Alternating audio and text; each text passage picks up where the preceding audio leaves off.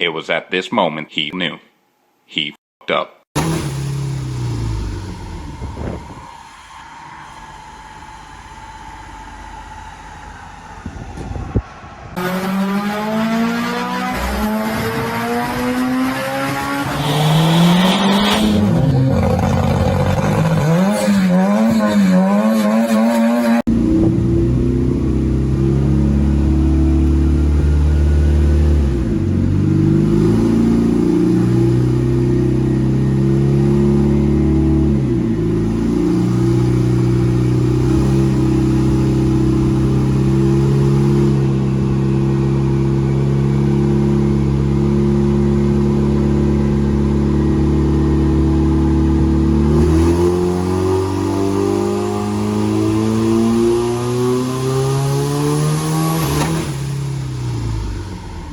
Well, that was on a tear.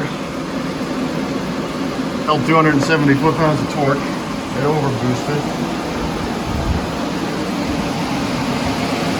And that's you know, not a video I wanted to make, but you know, when you're experimenting, things happen. As you can see in that video, the boost just like skyrocketed. And ironically, that's the only pull I filmed today. But the boost just skyrocketed, and by the time I let go, it was too late, and it went boom. So that's a wrist pin. The hole's right there. There's a hole in the back too. But on the plus side, we are testing the transmission, not the engine. 270 foot-pounds of torque. It held.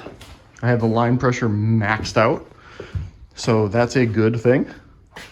And these engines are 500 bucks, so this isn't the end of the world. If that boost had come on slower, it could have taken it, which is how I have my cube set up. It came on too fast. It came on really fast. We're gonna look at the data log in a second. Okay, so data log, you can see that's the boost curve. It just went, it was on its way. And then it backfired or something. You can see where I let the throttle off. It backfired or something right here.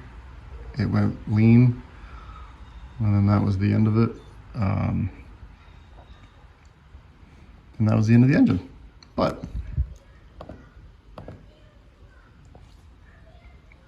sweet. And I'd like to point out, I've been beating the snot out of this thing all day. The fourth gear isn't working. I don't know why. What I thought was fourth gear the other day was actually a torque converter lockup, because I had a solenoid backwards, but I got that all working. But fourth gear wasn't working. Not that I can try to figure that out now. But the concept of what we were trying to test, it did what we wanted. That was the whole point of putting this project together, was to test that transmission. I know that these engines cannot take low-end boost. You got to really ramp that in really smooth. I know that. So this blowing up after boost spiking like that doesn't really surprise me, is what it is. So things that we have learned from this, the $100 rigged up Amazon turbo manifold thing works great. The $80 or $100 turbo doesn't work so great.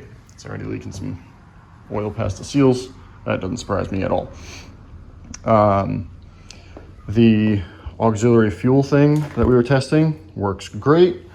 It's a little finicky to tune, but it works freaking fantastic.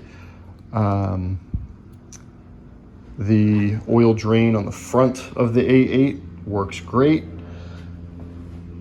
We got the axles in here. Transmission works great.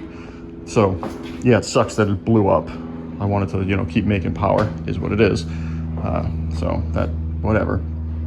But we have pretty much accomplished all of our goals that were on here.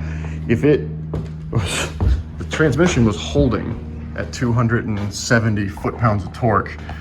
If you even just stopped it right there and just held 270 and you had it dip down to like 250, let me do the math really quick. Okay, so say for some reason it held there and it dropped down to 270, which is a realistic torque curve. That's over 300 horsepower. And if it's gonna hold the torque doing that, because all the testing I've done today, it's only made like 240 foot-pounds. So it was holding up there.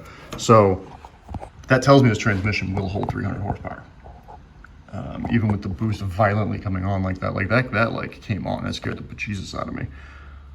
Like that really came on. That was crazy. We've been making 13, 14 pounds of boost and that thing went right to 20. That was just freaking wild. Absolutely wild. Scared the bejesus out of me. So, is what it is, but we accomplished all of our goals. We got the transmission working using the fuel tech. That's another thing we did. So, you know, $500 engine blew up. Woo. But we accomplished our goal. So, I'm okay with that. So now, we can put a built engine back in this thing and get it ready to go back to partying. Like and subscribe, guys.